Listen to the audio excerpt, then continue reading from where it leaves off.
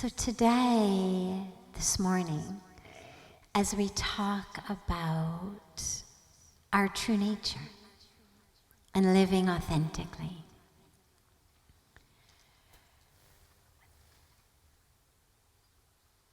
think about when you were young, or even not necessarily when you were young, but think about sitting around a campfire, telling stories.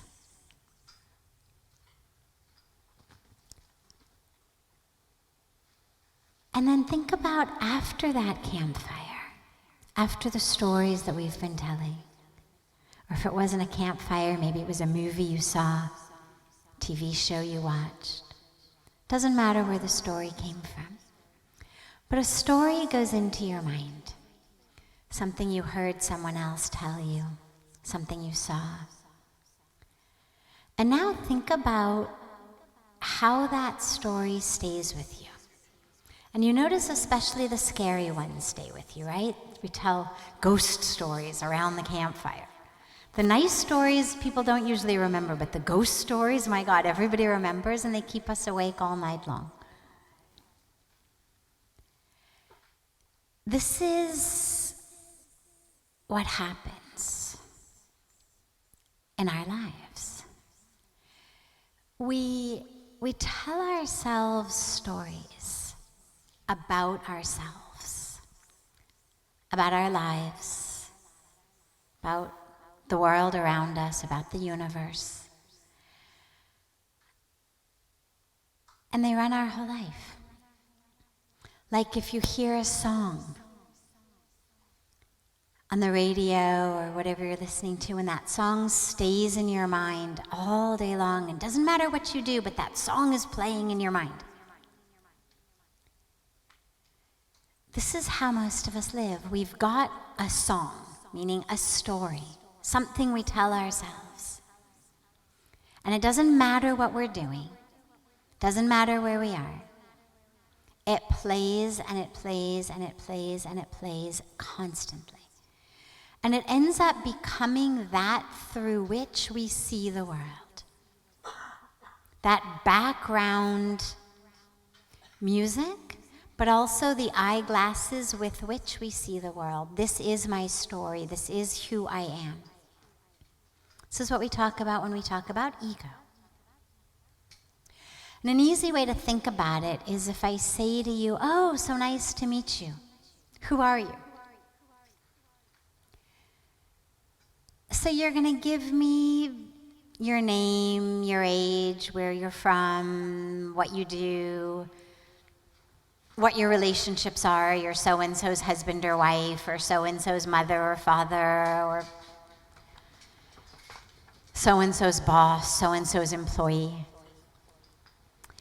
If we got to know each other a little bit more deeply, maybe you would tell me the workings of the brain, meaning the depression or the anxiety or whatever it is that you struggle with, the thoughts in your mind, the emotions in your mind. Every one of those things that I've just listed, every one of them, from where you're from, what your name is, what your relationships are, to the thoughts in your mind, every aspect of that is part of the physical body, including the thoughts. They're chemical and electrical patterns of behavior in the brain. I won't go into all the science at the moment, but we know that we can change thoughts, generate feelings, change feelings. The easiest and simplest way of thinking about this is think back to some time that you were drunk or on drugs, right? You think very differently. You feel very differently. There's a reason that people wake up the next day and say, "Oh my God, I can't believe I did that. Oh my God, I can't believe I said that. Like that was not me." Well, of course it was you. It was just your brain chemically altered. Nothing else changed. You simply put chemicals in the brain that changed the brain. And therefore, a different you emerged. Meaning, that with which we identify, thoughts, feelings, emotions, personality, exist in the very chemical, electrical, physical structures in our brain. And the reason that that's so important to know is because the brain can be changed. And this is where spirituality and science overlap in really beautiful and fun ways. Spirituality talks to us about sanskaras and impressions and vasanas and all of these terms about the nature of how we move through the world. Neurology talks about networks and patterns, but it's the same stuff. It's how we identify. The dilemma with a lot of this is it keeps changing. Keeps changing. And it isn't actually that core of who you are. And so when we want to know, well, who am I really? It's not the size of the body. It's not where the body's been. It's not what the body does. It's not who the body knows. It's not the chemical and electrical aspects in the brain. But because we identify with all of that, we have what I call a spiritual heart attack. Meaning, in a normal heart attack, it's not due to lack of blood. Blood is there. Blood is great. The problem is that the vessels that transport the blood into our heart get clogged up. They get clogged up with what we call plaque or cholesterol, junk, you can just think of it as. Because they're clogged up, that blood can't flow. Blood is there. The vessels are simply clogged. And so we get a heart attack. Spiritually, the same thing happens. Grace is there. Divinity is there. Truth is there. Love is there. Spirit is there. Everything is there. But our channels through which we absorb, connect with, know about, interact with, experience, become one with that grace, that truth, that love, that spirit are clogged up with junk. All of the stories we tell ourselves, all of the false identifications, it gets clogged up, and when it's clogged up, then spiritually we feel like we're having that heart attack. We suffer. So the question then becomes, well, okay, so who are we then? If we're not that, who are we? Well, spiritually we're told who we are is soul, is spirit. We talk in Sanskrit about Paramatma and Jivatma. I won't go into too many details, but what's important to understand is it means soul. Atma means soul. Jivatma is this individual soul. Paramatma is the divine. And the whole journey, yoga, means union. And it's a union of that Jivatma, the individual soul, individual self, to the divine. But it's actually a reunion. It's not two become one. It's one that was always one, but that forgot it was one, remembers it was one, and therefore again becomes one. So we re-remember who we are. That soul, that spirit, that divinity, that consciousness. A beautiful way to think about it is the wave and the ocean, because they both exist.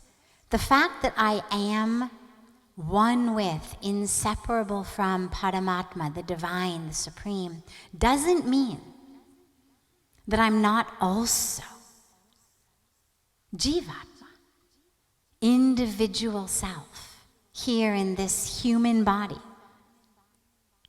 having this very individual human experience. So you think about a wave on the ocean. The highest truth of wave is ocean. Even as it's a wave, its highest truth is ocean. You take a spoonful of water from wave, you look at it under a microscope, the scientist is going to say ocean. They're not going to say wave, they're going to say ocean. Highest truth of that water is ocean, regardless of whether it came out of a tsunami, the depth of the ocean, or a tiny little wave. Its core is ocean. Like all of our core is spirit, soul, consciousness, divinity. And I keep using all of these different words because it doesn't matter what word we use. Doesn't matter what language that word is in. Doesn't matter which spiritual or religious book that word may have come out of. Doesn't matter. Transcends all different paths, religions, words, languages. That's the highest truth. And then we have wave, which is this individual experience. And that's also so beautiful and so important. And so when we talk about our true and authentic self, on the highest, deepest level, soul, spirit, essence, consciousness, divinity, ocean. And we honor and celebrate the individual. Because each wave in and of itself is beautiful and powerful and has great potential. And as we do that, as we dive into thinking about our authentic self, you think about nature. For me, all of my inspiration comes typically either from the Bhagavad Gita or from nature. How are the trees? How are the flowers? How is Mother Earth? And you think every flower blossoms exactly as the type it is. It doesn't matter what patch it is. You could plant an apple tree in the midst of an orange orchard, but that apple tree is going to give you apples. It's not going to look around and say, oh my God, everything else is oranges. I guess I'm supposed to give oranges. It's not going to grow up with a complex. Oh my God, what's wrong with me? The oranges aren't going to look at it and say, oh my God, what's wrong with you? Where's your peel? Where are your seeds? Where's your juice? They all understand. Yeah, I'm surrounded by oranges and I'm an apple tree. Beautiful. You think about flowers. A beautiful garden has so many different types of flowers, each one complementing each other, each one fully embodying itself, not trying to become the other, not looking at the other for how it's supposed to be, but fully trusting in the intelligence of its own seed and allowing that to sprout. And so as we talk about our authentic self and living authentically, to me what that really means is, yeah, on the most authentic level, I'm soul, I'm spirit, I'm divinity, I'm inseparable from, indivisible from the divine. And as this individual flower, tree, blossom from a seed, who am I? What is really my core nature? Not what am I surrounded by? Not what am I hearing others say I should be? But who am I? Whatever we conceive of that divine has put such power of knowledge, of awareness in every aspect of nature that it is inconceivable to me that we haven't been given that same. You think about trees, walk through a forest. Most trees grow straight up. It's kind of what trees do. And yet, walk through forest long enough and inevitably you will see, after not too long, a tree growing sideways. Why? It's not a mistake. It's the brilliance of nature. Because in order to grow, a tree needs to be able to do photosynthesis. It needs light. And for whatever reason, where it came up out of the ground, if it grew straight, it was going to not get enough sunlight.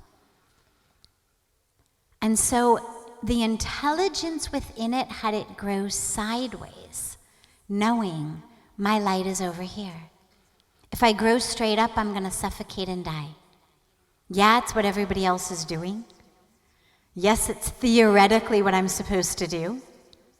And yet, I will suffocate and die. My light is over here.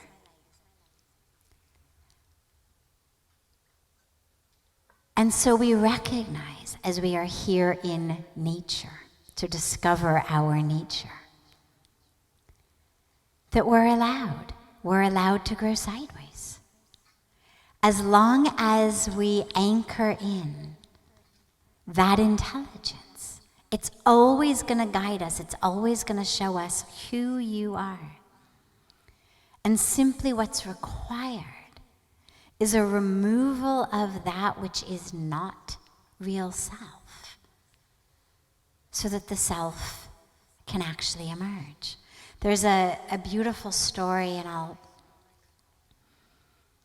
I'll end this sharing with this, of a temple in, it's either Cambodia or Thailand, I can't ever remember which one it was, where there was this beautiful, beautiful clay Buddha.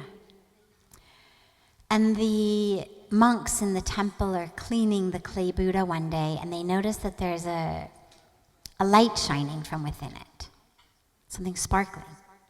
So gently they clean, and there's a crack, and they're cleaning, and it's shining from the crack.